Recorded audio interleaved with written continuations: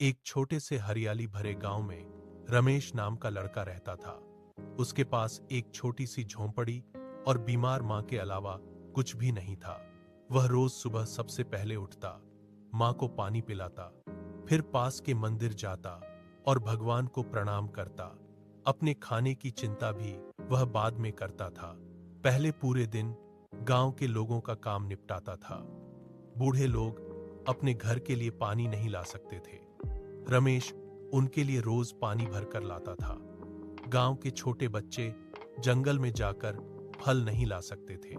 रमेश उनके लिए मीठे फल इकट्ठे करके देता था। किसानों को खेत में मदद की जरूरत पड़ती, रमेश तुरंत वहां पहुंच जाता था।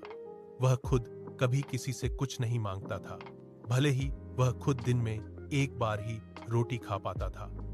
पूरे गांव में उसका दिल सबसे साफ और दयालु माना जाता था।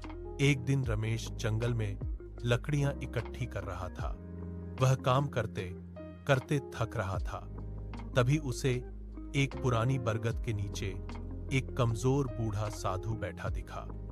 साधु के होंठ सूखकर फट गए थे। वह हिलने डुलने भी नहीं पा रहा था। रमेश ने तुरंत अपनी एकमात्र दिन की रोटी निकालकर उसे दी और अपने पानी के बर्तन से उसे पानी पिलाया। साधु खुश होकर मुस्कुराया और रमेश को एक जादुई अगरबत्ती दी। उसने समझाया कि सच्ची अच्छी इच्छा ही इससे पूरी होती है, इसे केवल दूसरों के भले के लिए ही इस्तेमाल करना है। रमेश घर आकर अगरबत्ती को अपनी मां के चौकी के नीचे संभाल कर रख दिया। पूरे गांव में अगरबत्ती की चर्चा फैल गई। गांव के लालची जमींदार श्यामलाल को यह खबर मिली। उसने अगरबत्ती चुराने की योजना बनाई। एक रात जब रमेश मां के पास सो रहा था, श्यामलाल चुपके से झोंपड़ी में घुसा, अगरबत्ती उठाई और चुपके से भाग गया। श्यामलाल ने अपने कमरे का दरवाजा बंद किया, अगरबत्ती जलाई और जोर से चिल्लाया, मुझे पूरे कमरे को भरने वाला ढेर सारा सोना चाहिए। अचानक कमरे में सोने के ढेर दिखाई देने लगे, लेकिन उनके साथ एक काला तेज धुआं भी पूरे कमरे में फैल गया।